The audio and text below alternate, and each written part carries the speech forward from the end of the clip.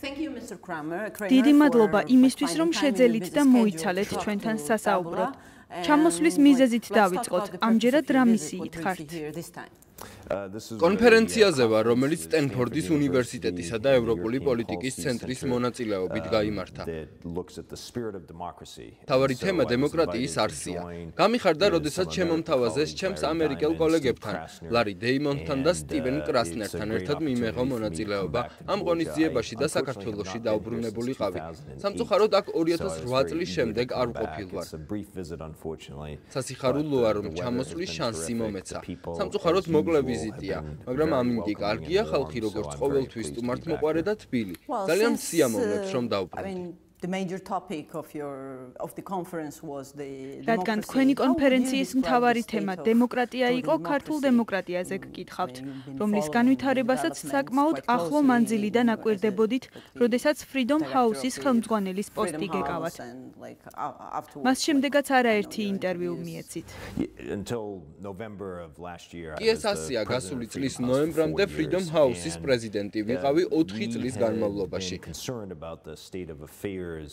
ჩვენ აქ მიმდინარე მოვლენები უკვე რამდენიმე წელია გვაშფოთებს. საქართველო რასაკვირველია სამაგალითოა, როდესაც საქმე არჩევნებს ეხება. აქ ხელისუფლება გამოიცვალა არჩევნების გზით და ეს არჩევნები ძირითადად შეესაბამებოდა EUTHO-სა და სხვა სადამკვირვებლო საერთაშორისო ორგანიზაციების სტანდარტებს, რომელთაც კარგი რეპუტაცია აქვთ. ჩვენ ვნახეთ, რომ მათ, ვინც არჩევნები წააგეს, მშვიდობიანად გადასცეს ძალაუფლება მოგებულებს. მაგრამ ძალიან გვაშფოთებს ყოფილი ხელისუფლების, თანამდებობის პირებისა და ამჟამინდელი ოპოზიციის წარმომადგენლების დაჭერების, გამოძიებებისა და წინასწარი პატიმრობების რაოდენობა და მასშტაბი. ეს არის შეშფოთების მთავარი წყარო. გარდა ამისა, გვაშფოთებს მედიისადმი დამოკიდებულება და გულწრფელად რომ გითხრათ, ივანიშვილის როლი, რომელიც პრემიერ-მინისტრის პოსტიდან გადადგა, მაგრამ კულისებიდან მართვას განაგრძობს. საზოგადოებაში ფართო კონსენსუსია იმასთან დაკავშირებით, რომ რეალური ხელისუფალი ივანიშვილია. ის კი არა, მთავრობის წევრებს რომ ვეკითხებით, მათი პასუხიც ისაა, რომ ბუნებრივია ივანიშვილი რომ ყველაზე გავლენიანი მოქალაქეა, ასეც უნდა იყოს. რა შედეგები აქვს ამ ტიპის მმართველობას? ბევრ ქვეყანაში, მათ შორის დემოკრატიებშიც არსებობენ ადამიანები, რომლებიც არავის აურჩევია, მაგრამ მნიშვნელოვან როლს თამაშობენ გადაწყვეტილების მიღებისა და პოლიტიკის შემუშავების პროცესში. ეს ნორმალურია, მოსალოდნელია, მაგრამ როდესაც ერთი ინდივიდი თამაშობს ყველაზე მნიშვნელოვან როლს, რაც თქვენ აღწერეთ, ეს პრობლემაა. იმდენად, რამდენადაც ის აღარ არის თანამდებობაზე, ის აღარ არის ანგარიშვალდებული ნორმალური პოლიტიკური პროცესის ფარგლებში. პრეზიდენტი, პარლამენტი, პრემიერ-მინისტრი, ეს ხალხი ანგარიშვალდებულია ხალხის წინაშე და ხალხი მათ მაშინ გამოცვლის, როდესაც საჭიროდ ჩათვლის, როდესაც აღარ მოუნდება, შემდეგი არჩევნების გზით. მაგრამ როდესაც ქვეყანა კულისებიდან იმართება, საზოგადოებას ურთულდება ამ ინდივიდის კონტროლი. ამიტომაა ეს უკიდურესად შემაშფოთებელი. თქვენ ახსენეთ ოპოზიციის სისხლის სამართლებრივი დევნა, მათი პატიმრობა, უამრავი ბრალდება, როგორც წუხილის საგანი. თქვენ ერთ-ერთი ხართ, ვინც არსებული ხელისუფლების მოქმედებები პოლიტიკური ოპოზიციის წინააღმდეგ იანუკოვიჩის რეჟიმს შეადარა.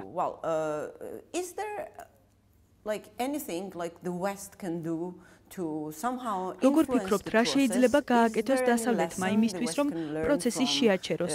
უკრაინის შემთხვევიდან, რომელსაც ტრაგიკული მსხვერპლი ახლდა თან, გარკვეული დასკვნები გამოტანილია. მართლმსაჯულებისა და სამართლებრივი პროცესის, პროკურატურისა და სასამართლოს პოლიტიზაცია ძალიან ნეგატიური მოვლენაა მსოფლიოს ნებისმიერ კუთხეში. ის ამცირებს ნდობას ქვეყანაში მიმდინარე პროცესებისა და ინსტიტუტების მიმართ, მათი დამოუკიდებლობის მიმართ. როდესაც მთავარი პროკურორის უწყებას იყენებ პოლიტიკური ოპონენტების წინააღმდეგ, პროცესს აზიანებ. ეს იმას არ ნიშნავს, რომ ხალხი, რომელიც ხელისუფლებაში იყო და ახლა ოპოზიციაშია, იმუნიტეტით სარგებლობს, ან ყველა შემთხვევაში სრულიად უდანაშაულონი არიან. შესაძლოა არის შემთხვევები, როდესაც გამოძიება სრულიად გამართლებულია საქმე სასამართლომდე უნდა მივიდეს და მოსამართლე მან საჯულებმა გადაწყვიტონ. მაგრამ ახალი ხელისუფლების მიერ დაწყებული სისხლის სამართლებრივი დევნის პროცესს მისი მასშტაბისა და მოცულობის გამო ჩემი შეხედულებით და ვფიქრობ Freedom House-ის აზრითაც სანდო ბააკლია. სტაბილიზება რჩება, რომ ის შურისძიების მოტივაციით უფრო ანაკარნახევი, ვიდრე სამართლებრივი, ნეიტრალური გადაწყვეტილების მიღების სურვილი. ამას შეუძლია ქვეყნის რეპუტაციას საშინელი ზიანი მიაყენოს. რაც შეეხება დასავლეთს, მას შეუძლია წუხილი გამოხატოს, იმოქმედოს დახმარების პროგრამის მეშვეობით.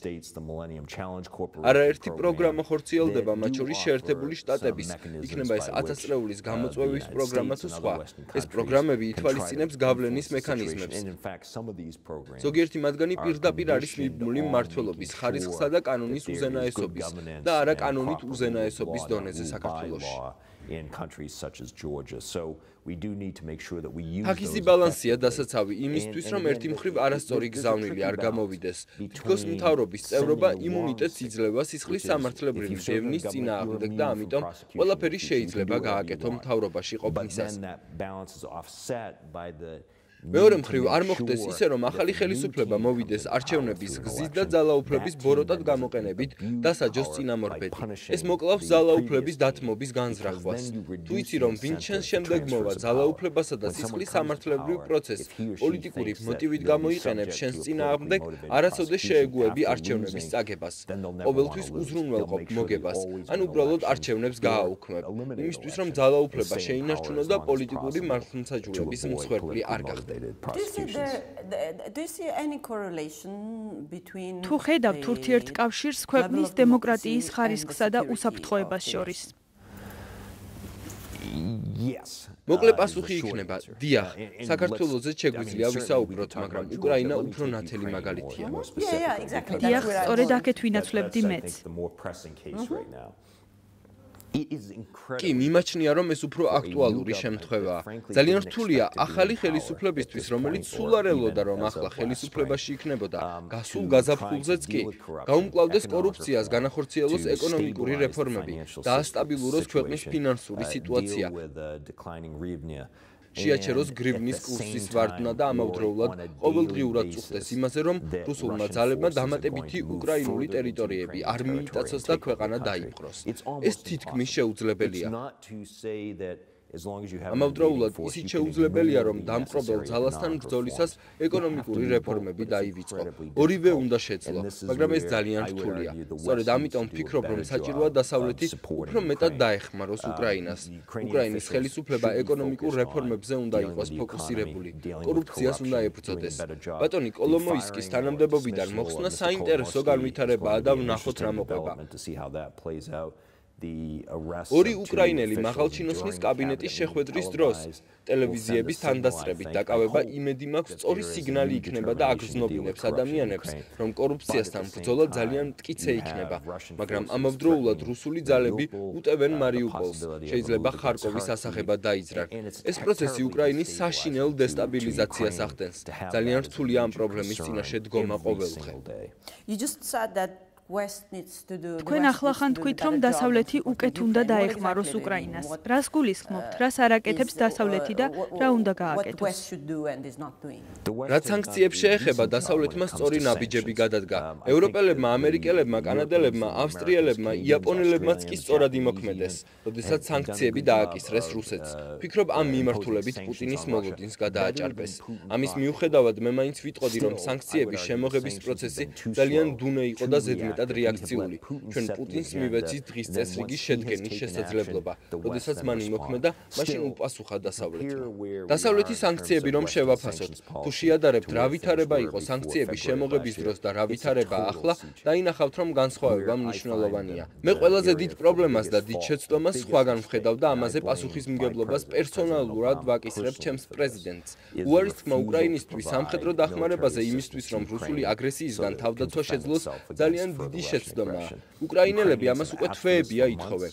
გასული წლიდან პრეზიდენტი პოროშენკო ჩამოსული იყო შეერთებულ შტატებში. სიტყვით გამოვიდა კონგრესის სესიაზე. მერე ოვალურ ოფისში შეხვდა პრეზიდენტს, რომელმაც დახმარების ნაცვლად ლექსია წაუკითხა და უთხრა, რომ არ მისცემდა იმას, რასაც პოროშენკო ითხოვდა. უკრაინელები ცარიელი ხელებით და უკრაინას შეერთებული შტატების ურთიერთობაზე ანერგიულებული დაბრუნდა უკან. კონგრესმა უდიდესი მხარდაჭერა გამოუცხადა უკრაინისთვის დეტალური შეიარაღების მიწოდებას, როგორც დემოკრატებმა, ისე რესპუბლიკელებმა. კი, 300-ზე მეტმა კონგრესმენმა დაუჭირა მხარი. 358 ხმის წინააღმდეგ ამას გარდა არსებობს სენატის რეზოლუცია უკრაინის თავისუფლების აქტი, რომელმაც საყოველთაო მხარდაჭერა მოიპოვა. ეს არ არის პარტიული პროცესი. ორივე პარტია მხარს უჭერს უკრაინისთვის ლეტალური იარაღის მიწოდებას, მაგრამ ამას ბლოკავს ამერიკის შეერთებული შტატების პრეზიდენტი. სახელმწიფო მდივანი მხარს უჭერს. თავდაცვის მდივანი მხარს უჭერს. გაერთიანებული შტაბის უფროსი მხარს უჭერს დაზვერვის შეფი, ნატოს სამხედრო ძალების ხელმძღვანელი, ყველა მხარს უჭერს. მხოლოდ პრეზიდენტია უარზე და ჩვენი სისტემა, რომელიც არაერთი ნაკლის მიუხედავად საუკეთესო სისტემად მიმაჩნია. საგარეო საკითხებზე ბოლო სიტყვას პრეზიდენტს აძლევს. კონგრესი იღებს რეზოლუციებს კანონმდებლობას, მაგრამ საბოლოო ჯამში პრეზიდენტი იღებს საგარეო პოლიტიკურ გადაწყვეტილებებს. ფიქრობ, ეს კონკრეტული გადაწყვეტილება საშინლად მცდარი გადაწყვეტილებაა. ამბობენ, რომ ამერიკა დაღმავალი ძალაა. სხვები იმასაც ამტკიცებენ, რომ ამერიკის დაღმასვლა შეერთებული შტატების ხელისუფლების არჩევანია და არა გარდაუვალი პროცესი. თქვენ როგორ თვლით? ობამა ხელისუფლებაში ორი დაპირებით მოვიდა. ერთი იყო სახელმწიფოს შინშენება, მაგალითად, ვისაც სამედიცინო დაზღვევა არ ჰქონდა, მათ დაზღვევას დაპირდა და ასევე დადო პირობა, რომ ორივე ომს დაასრულებდა ერაყსა და ავღანეთში. ჯანდაცვის სფეროში კანონმდებლობა შეცვალა. ერაყიდან გამოვიდა მიუხედავად იმისა, რომ ნაწილი ახლა უკან ბრუნდება და ავღანეთიდან გამოსვლის გეგმაც დასახა. თუმცა ამ გეგმის განხორციელება ფერხდება. განსაკუთრებით პრეზიდენტი ღანის ვიზიტის შემდეგ ვაშინგტონში, გასულ კვირას. პრეზიდენტმა რამდენიმე წლის წინ აზიისკენ შეტრიალების შესახებ გვაცნობა საგარეო პოლიტიკა კი დააბალანსა, თუ შეიძლება ასე ითქვას. მაგრამ როდესაც რაღაცისკენ ტრიალდები, რაღაცას ზურგს აქცევ. პრეზიდენტმა ევროპას ზურგი აქცია. მე ვფიქრობ, რომ ევროპაში, საქართველოში, უკრაინაში სხვაგან გაჩნდა მკაფიო განცდა, რომ ამერიკის შეერთებული შტატები გამოთიშულია პროცესებს და რომ ის ისეთი აქტიური არ არის, როგორც წარსულში იყო. მე ამ შეფასებას ვეთანხმები. ვფიქრობ, რომ ევროპაში ისეთი აქტიურები აღარ ვართ, როგორც ვიყავით. გონია, რომ პრეზიდენტმა ჩათვალა, თითქოს ევროპაში საქმე დასრულებულია. მორჩა, დამთავრდა. მას უნდა ევროპასთან თავისუფალი ვაჭრობის ხელშეკრულების გაფორმება, მაგრამ ეს შორეული გეგმაა. მანამდე წყნარი ოკეანის აუზის ქვეყნებით ვფიქრობ, ამერიკის შეტრიალებამ სიგნალი არა მხოლოდ ევროპას, არამედ მოსკოვის მიმართულებითაც გაუშვა. პუტინიც მიხვდა, რომ შეერთებული შტატები აღარ აქცევს ევროპას ისეთ ყურადღებას, როგორცაც უწინ. თუმცა სამართლიანობისთვის ისიც უნდა ითქვას, რომ პრეზიდენტს ძალიან მძიმე მემკვიდრეობა შეხვდა. ეკონომიკური სირთულეები და ქვეყანა, სადაც წინააღმდეგობა, განსაკუთრებით ერაყის და ასევე ავღანეთის ომის მიმართ სწრაფად იზრდებოდა. ობამას ამის შეცვლა სურდა და თვლიდა, რომ ბუშის ადმინისტრაციამ, სადაც მე მთელი 8 წელი ვიმსახურე, ისეთი ნაბიჯები გადადგა, რომლებიც კონტრპროდუქტიული იყო და ქვეყანა დააზიანა. გონია პრეზიდენტი ზოგადად მიიჩნევს, რომ შეერთებულ შტატებს უფრო მეტი ზიანი მოაქვს, ვიდრე სიკეთე. მე ვფიქრობ, ის ცდება. მთელი ეს უკნიდან ლიდერობის კონცეფცია ამას ეფუძნება. ლიბიის კამპანია ავიღოთ, რომელსაც საფრანგეთი და გერმანია ხელმძღვანელობდა. უკნიდან ლიდერობის კონცეფცია შეერთებული შტატების ხედვის დემონსტრირებას ახდენს. კი, მაგრამ ლიბიის კამპანიისას რომ არა ამერიკული შეიარაღება?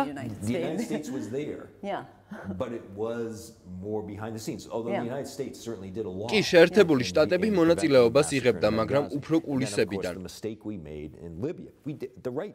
დასაკვირველია, შეერთებულმა შტატებმა ბევრი გააკეთა იმისთვის, რომ თავიდან აგვეცილებინა ბენღაზიში სისხლისღვრა, მაგრამ ჩვენ შეცდომა დავუშვით ლიბიაში. ინტერვენცია სწორი ნაბიჯი იყო, მაგრამ ლიბიაში ქაოსი იმიტომაა, რომ მას შემდეგ რაც კადაფი ჩამოაგდეს, ჩვენ ხელები დავიბანეთ. ჩავთვალეთ, რომ მიუხედავად იმისა, რომ გასული 40 წლის მანძილზე ქვეყანას შეშლილი კადაფი მართავდა, ლიბია თავად შეძლებდა ფეხზე დადგომას გარეშე დახმარების გარეშე. კონგრესში არსებობდა შეხედულება, რომ ლიბიას არ სჭირდება შეერთებული შტატების ფინანსური დახმარება, რადგან ნავთობის ექსპორტიორი ქვეყანაა. არადა ლიბიას ყველანაირი დახმარება სჭირდებოდა, რისი მიწოდებაც შესაძლებელი იყო. ისინი აზრზე არ იყვნენ, როგორ გარდაქმნილი იყვნენ კადაფის რეჟიმიდან დემოკრატიის მსგავს ნებისმიერ სისტემად. ვფიქრობ, შეერთებულმა შტატებმა ხელი აიღო არაბულ სამყაროზეც. პრეზიდენტმა უდიდესი შეცდომა დაუშვა სირიაში. ობამა ბევრს ფიქრობს მოქმედების შედეგებზე და არ ფიქრობს უმოქმედობის შედეგებზე. სირიის შემთხვევაში მან წითელი ხაზი გაავლო. თქვა, რომ თუ ასადი ქიმიურ იარაღს გამოიყენებდა, ამერიკა სამხედრო ძალას მიმართავდა. მერე რა მოხდა? ასადმა გამოიყენა ქიმიური იარაღი. პრეზიდენტმა მრავალი მსჯელობისა და კონგრესში დებატის შემდეგ ნახა, რომ ბრიტანეთის პარლამენტში სირიაში ინტერვენციის გეგმა ჩავარდა და თავადაც უარი თქვა ინტერვენციაზე. პუტინი რა შვება, ერევა პროცესებში და ობამას დახმარებას თავაზობს. როგორ გამოიყურება ამ ვითარებაში შეერთებული შტატები, სუსტ ყოყმანისკენ მიდრეკილ და გადაუწყვეტელ ძალად. ფიქრობ, სწორედ ამის შედეგად მივიღეთ პრობლემათა მთელი ჯაჭვი. თუმცა ყველაზე სერიოზული მარცხი დღეს უკრაინისთვის ლეტალური იარაღის მიწოდებაზე უარის თქმაა. პრეზიდენტის საგარეო პოლიტიკის კიდევ ერთი პრობლემა შემდეგია. Washington Post-მა დაამკვიდრა კარგი ტერმინი ობამას პოლიტიკის აღსაწერად, ნაჩუქარი სიცხადე. პრეზიდენტი ძალიან ცხად დეპეშას უგზავნის ყველას, მათ შორის ჩვენს მტრებს, სადაც აღწერს, რას არ გააკეთებს შეერთებული შტატები. ჩვენ არ გავგზავნით ჯარებს სირიაში, ჩვენ არ მივცემთ ლეტალურ იარაღს უკრაინას. რა დასკვნას აკეთებს ასადი? იმას, რომ ამერიკის მოქმედებები ლიმიტირებულია. და დასკვნა გამოაქვს პუტინს, რომ მას შეუძლია ჯარები გაგზავნოს უკრაინაში და ამერიკა არ ჩაერევა. ეს არ ეხება მხოლოდ ობამას, იგივე ეხება ანგელა მერკელსა და სხვებს, რომლებიც იმეორებენ, რომ პრობლემის გადაჭრის სამხედრო გზა არ არსებობს. პუტინი სულ სხვაგვარად ფიქრობს. და თუ ჩვენ არ ვართ მზად, რომ ვუპასუხოთ და უკრაინას იარაღი მივაწოდოთ იმისთვის, რომ წინააღმდეგობა გაწიოს, პუტინი გადაწყვეტს, რომ პრობლემის მოგვარება სწორედ რომ სამხედრო გზით შეიძლება. თქვენ პრეზიდენტი ღანი ახსენეთ. მაშინ, როდესაც ავღანეთის პრეზიდენტი შეერთებულ შტატებში იყო ვიზიტით, ვაშინგტონში გახლდათ ჩრდილოატლანტიკური ალიანსის გენერალური მდივანი. მე როგორც ვიცი, ნატოს ისტორიაში პირველი შემთხვევაა, როცა გენერალური მდივანი ვაშინგტონში იყო ვიზიტით და შეერთებული შტატების პრეზიდენტი არ შეხვდა. როგორ უყურებთ ტრანსატლანტიკური ერთობის მომავალს?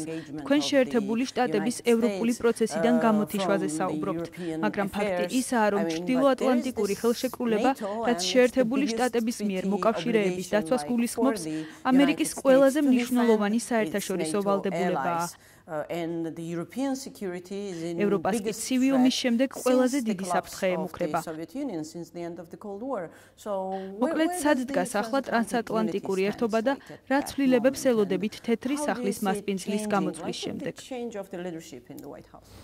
I would actually say on the threat that this is the biggest threat we faced since World War II. This is the first forcible annexation of ჯერ საფრთხეზე მინდა ვთქვა. ფიქრობ, მეორე მსოფლიო ომის შემდეგ არ უმდგარვართ ამ ხელა საფრთხის წინაშე. ეს არის ქვეყნის ტერიტორიის ძალისმიერი ანექსიის პირველი შემთხვევა მეორე მსოფლიო ომის შემდეგ. შეიძლება კუბის კრიზის შევადარო, მაგრამ ის ტრანსატლანტიკური საფრთხე არ ყოფილა. ფიქრობ, ამ საფრთხეს ევროპა და ამერიკა ერთად უნდა ებრძოლოს. ნამდვილად არასწორი დროა იმისთვის, რომ პრეზიდენტმა ვერ გამონახოს დრო ნატოს გენერალურ მდივანთან შესახვედრად. მე მაგალითად ვერაფრით ვერ ხსნი, როგორ ვერ გამოყო დრო პრეზიდენტმა ბატონ სტოლტენბერგთან შესახვედრად. არასწორი გზავნილია. სტოლტენბერგი ვაშინგტონშია 3 დღით და პრეზიდენტმა დრო ვერ იპოვა. პრინციპში არც აუხსნია თეთრ სახლს შეხვედრაზე უარის თქმის მიზეზები. მართალია, გარდა მინიშნებებისა, რომ გრაფიკის გამო ვერ შეხვდა, სხვა ტიპის ახსნა ამ ამბავს არ მოყოლია. ამ მინიშნებების არ მჯერა. ევროპაში აღმავლობის გზაზე დგანან ექსტრემისტი პოპულისტური პრორუსული ძალები. ხედავთ საფრანგეთში მარინ ლეპენი მეორე ადგილზე გავიდა არჩევნებში ნიკოლა სარკოზის პარტიის შემდეგ. არჩევნები ცოტა ხნის წინ ჩატარდა. ხედავთ რა ხდება საბერძნეთში, იგივე ესპანეთში. რამე ურთიერთკავშირს ხომ არ ხედავთ ამერიკის საგარეო პოლიტიკასა და ევროპაში პრორუსული ექსტრემისტული ძალების წარმატებას შორის?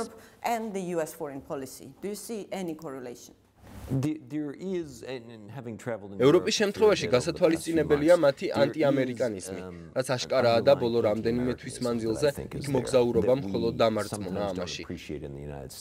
ხანდახან ამას ვერ ვხვდებით ამერიკაში. პრეზიდენტი ბუში ძალიან არაპოპულარული იყო ბევრ ქვეყანაში. ამ მხრივ საქართველოს ფიქრობ გამონაკლისი იყო. ის ბევრ ქვეყანაში არ უყვარდათ. პრეზიდენტ ობამასთან ერთად გაჩნდა იმედი, რომ ის ანტიბუში იქნებოდა. ობამამ ნობელი მოიგო მშვიდობის დარგში 2009 წელს. რეალურად კი იმისთვის, რომ ის ბუში არ იყო. But then I think there is this lingering anti-Americanism. In Germany it was the NSA. გერმანიაში არაპოპულარობის საფუძველი მოსმენებთან დაკავშირებული სკანდალია, რომელიც სნოუდენმა გახეთქა. And so there are a number of reasons why მოკლედ არაერთი მიზეზი არსებობს, რაც ანტიამერიკანიზმს აღვივებს ევროპაში. But I think that there is a crucial need. ფიქრობ სასიცოცხლოდ მნიშვნელოვანია, რომ ამ ბრძოლაში ევროპა და შეერთებული შტატები ერთად იყვნენ, მაგრამ მგონებ ობამას ადმინისტრაციის პირობებში ეს შეუძლებელია. ფიქრობ ამას მხოლოდ ახალი პრეზიდენტი შეძლებს, მაგრამ ეს ადამიანი გნებავს დემოკრატი იყოს, გნებავს რესპუბლიკელი თეთრ სახლში 2017 წლის იანვრამდე არ იქნება. მანამდე კი ძალიან ბევრი რამ შეიძლება მოხდეს. ამის დასტურად უკრაინა რუსეთის ურთიერთობაც გმარა. ერთი წლის წინ ძალიან ბევრი ვერ წარმოიდგენდა, რომ რუსეთი უკრაინაში შეიჭრებოდა. მოკლედ მე ოპტიმისტურად არ ვუყურებ ევროპისა და შეერთებული შტატების ურთიერთობის გამოსწორების საკითხს ობამას პრეზიდენტობის ვადის ამოწურვამდე და ეს ძალიან ცუდია. ჩემი ბოლო შეკითხვა ნატოს გაფართოებას შეეხება. გუშინ კონფერენციაზე თქვენმა კოლეგებმა სკეპტიციზმი გამოხატეს ნატოს გაფართოებასთან დაკავშირებით მომავალი მრავალი წლის მანძილზე. თქვენი დამოკიდებულება როგორია ამ საკითხთან დაკავშირებით? თუ კი მართლაც ისე მოხდა, რომ ნატომ გაფართოებაზე უარი თქვა, რა არჩევანი რჩებათ ისეთ პატარა ქვეყნებს, როგორიც საქართველოა იმისთვის, რომ საკუთარი უსაფრთხოება უზრუნველყონ? მე არ მგონია, რომ ნატო უარს იტყვის გაფართოებაზე. შეიძლება შემდეგ 3 დღე მომავალ წელს გადაწყდეს, რომ ნატო იმ წელს არ გაფართოვდება, მაგრამ ნატო კარს არ დაკეტავს ახალი წევრებისთვის. გასულ შაბათ-კვირას გერმან მარშალ ფონდის ორგანიზებით ბრიუსელის ფორუმი ჩატარდა. მე მქონდა შესაძლებლობა ბევრი ხალხის თანდასწრებით მეკითხა გენერალური მდივნისთვის, ბატონი სტოლტენბერგისთვის, ნატოს ღია კარის პოლიტიკის შესახებ. იგივე ვკითხე ევროკავშირის კომისარ მოგერინის. ორივემ დაადასტურა, რომ ახალი წევრებისთვის ევროკავშირისა და ნატოს კარი ღია რჩება. ეს პოლიტიკა უკვე 10 წლეულია გრძელდება. კი, მაგრამ სად არის ეს კარი? კი, კარი უნდა ვიპოვოთ. ჯერა რომ ის ქვეყნები, ვისაც ნატოში გაწევრიანება სურდა პირობებს აკმაყოფილებენ, შეძლებენ ამ ორგანიზაციაში გაწევრიანებას. ღია კარის პოლიტიკა ძალიან მნიშვნელოვანია იმისთვის, რომ ქვეყნებმა რთული რეფორმების გატარების საჭიროება დაინახონ. თუ გაწევრიანების მსურველი ქვეყნები ხედავენ იმას, რომ რეფორმების პროცესის ბოლოს ევროატლანტიკურ ორგანიზაციებში გაწევრიანების პერსპექტივაა, ეს მათ განვითარებას აჩქარებს.